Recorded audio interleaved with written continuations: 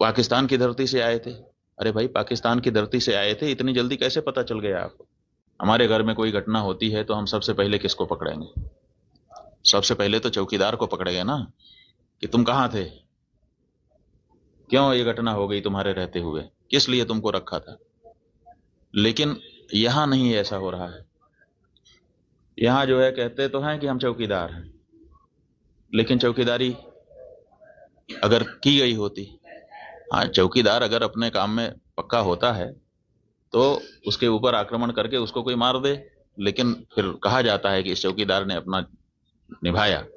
यहां तो कुछ पता ही नहीं है, कोई लड़ा ही नहीं उनसे, किसी ने उनको रोकने की कोशिश ही कहीं नहीं की। वो आए, घटना की, आराम से चले गए, कहीं पर उनको कोई बाधा नहीं है। कहाँ है चौकीदार? और चौकीदार के बारे में चर्चा ही नहीं हो रही है। अब कह रहे हैं हम उनको सबक सिखा देंगे, हम ये कर देंगे, हम वो कर देंगे। पाकिस्तान की धरती से आए थे। अरे भाई, पाकिस्तान की धरती से आए थे, इतनी जल्दी कैसे पता चल गया आपको? और अगर इतनी जल्दी आपको पता चल जाता है तो घटना के पहले क्यों नहीं पता चल गया? और दूसरी बात यह है कि अगर पाकिस्तान से आए तो पाकिस्तान के खिलाफ अच्छी तगड़ी कार्रवाई करिए। आप कह रहे हैं कि हम सिंधु जल नदी का जल रोक देंगे। आपके पास जल को रोकने या उसको डाइवर्ट करके अपने ही यहाँ, अपने ही देश में रख लेने का कोई उपाय ही नहीं है।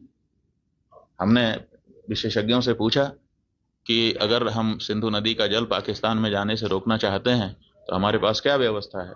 उन्होंने कहा हमारे पास कोई व्यवस्था नहीं है। अगर हम आज से शुरू करें कि ऐसी व्यवस्था हम बना लें तो पैसा कितना लगेगा वो तो अभी पूछिए ही मत। अगर पैसा पर्याप्त दे दिया जाए, पैसे के कारण एक दिन भी काम ना रुके, तब भी 20 साल लगेगा, तब हम सिंधु नदी का जल रोक पाएंगे।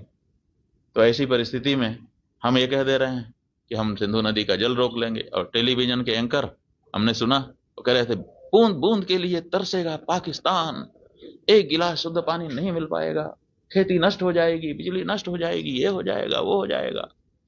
गजब बता रहे थे, ऐसा लग रहा था कि जैसे प्यास तो लग ही गई पाकिस्तान को अब। और इधर विशेषज्ञ बता रहे हैं कि हमारे पास पानी को रोक लेने का कोई उपाय ही नहीं है।